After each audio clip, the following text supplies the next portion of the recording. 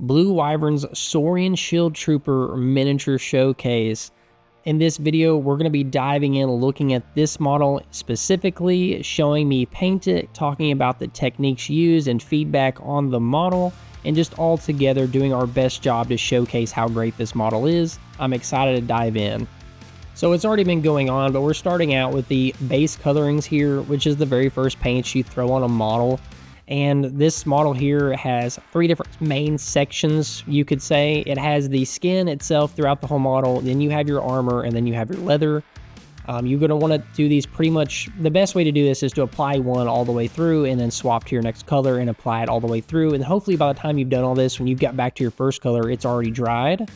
As long as you didn't put an excessive amount of paint, you know, kind of situation, or it's too thick. So it should be dry by the time you make it through the model.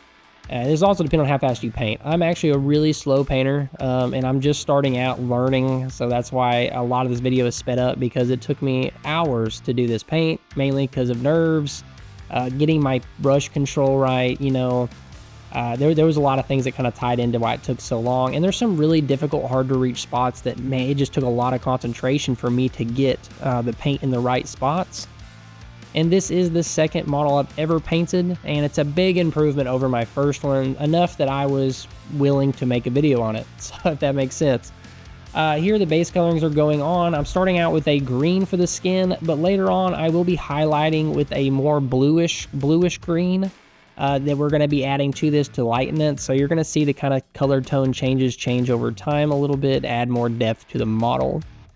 This is a model by Blue Wyvern, and I am going to talk about his models here in just a second, and to why I decided to learn with his models, and I think they're one of the best models out there that you can learn with.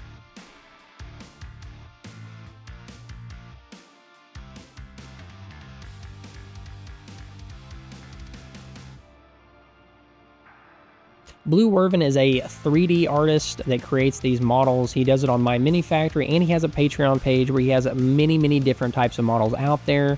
He's actually creating his own war game, so he's actually making his own game that's going to have all of his units inside of it, and I was just super in love with his overall design. So go check it out. His link's going to be down in the description if you want to check out his work. There's a reason why I decided to go with Blue Wyvern's models, and that's mainly because we're looking around at different creators out there. There's a lot of creators that do really simple models, in my opinion, and there's a lot of creators that do very detailed models. So you kind of have these two different categories, and then there's not very many in between. And I feel like Blue Wyvern's models are in between a high detail model and a more simplistic simple model. He has many parts that are very easy to paint on his models, and he has parts that can be as difficult as you want to make them. You can do more advanced techniques on them. There's a lot more detail in some parts. So there's a lot of things you can do with his models, and if you want to push yourself on certain parts, you absolutely can. In this video, all I did was base coloring. As you can see here, I'm doing the armor, and then after this, I did highlights. So I did layering, as another word also, so it's layering. So I did multiple layers after this. I think I ended up doing 3 highlight layers. So I did 2 base layers and then 3 highlight layers. The first base layer I did, I just feel like did not pretty much soak in enough. There were some spots I feel like were a little too light. So I did 2 base layers, and then on top of that, I did 3 highlight layers. In this video, I'm going to be showing off pretty much the first highlight layer, and then we're going to be showing the final product at the end.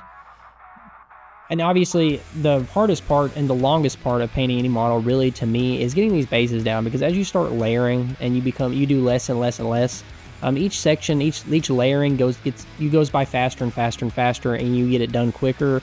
So really, getting this first amount on here is what took the most amount of time, in my opinion.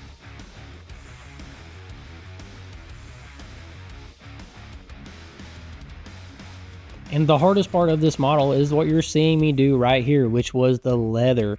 There are some leather spots that are like very hard to get to and very small. So, I mean, you got to think this model, you've seen the beginning, you see me hold my hand up to it. It's a very small model. So when you're talking about a piece that's like a millimeter, and I'm trying to get my paintbrush perfectly in the right spot, not touch anything else, going at weird angles.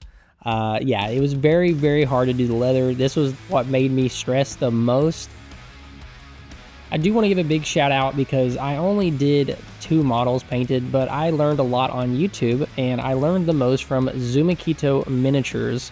His YouTube channel helped me out the most out of anybody's out there that I watched, which there are a lot of people out there, and everyone's probably going to have a preference of who they like the most. Maybe it's someone they've watched for a long time, but going into it and not knowing anybody on YouTube in this niche, this genre, and starting out, I feel like he brung the most excitement and personality to painting. He added on to my excitement. A lot of the things he said or joked about, or the way he delivered it resonated with me very, very well.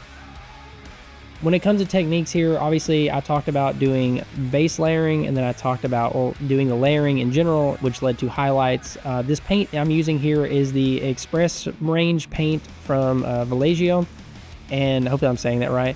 And I'm using it from them. It's a high contrast paint that's supposed to naturally give highlights and go into crevices to give depth, to add shadow.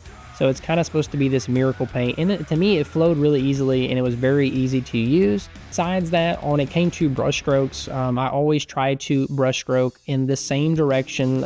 Usually like the armor there, I would brush stroke from the right and left sides of the armor where it's split in the middle, so that I'm, having continuous strokes over each side and it flows very well. And also not going back over and brushing a spot that I've already brushed before if I could help it. That way the paint all flows in one direction, and it just would pretty much, it's going to have a better finish and better look when it dries. I am going to make a brush recommendation right here. Overall, the brushes I'm using are very cheap brushes. I tried out 3 different brands of brushes to see which of the 3 I would like the most from Amazon in the US, and I ended up going with Transon. It's a very cheap set of brushes, and they're the most simplistic looking of the 3 brushes, but they did the best in my opinion. They held a lot of paint, they had a lot of control, the points were always there, and they're cheap enough that if I had to replace them here in a month, it's not a big deal. They're very, very, very cheap brushes. I'm going to put a link down in the description for all the paints used in this video, paint brushes, links to the creator, for the model creator, Blue Wyvern, and then on top of that, links to another YouTube channel for if you're wanting to learn more about painting. All of that will be down in the description for you to check out.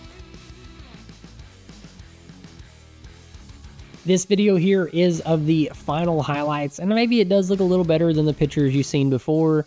It does it more justice. You actually see it in the highest quality.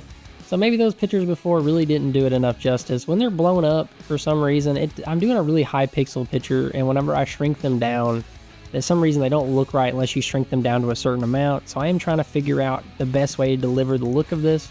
But this video here looks great in my opinion. I think there's still quite a bit of detail here. It looks very realistic, and I could just imagine this guy being in combat. So I was just a big fan of how it did end up. And then we're now moving over to the final look. This is with a matte varnish over the entire model, the skin and the leather. And then I went back over after it dried for 24 hours and I applied a gloss varnish. This is the end of the video, guys. Let me know what you think, and we'll do more of these in the future.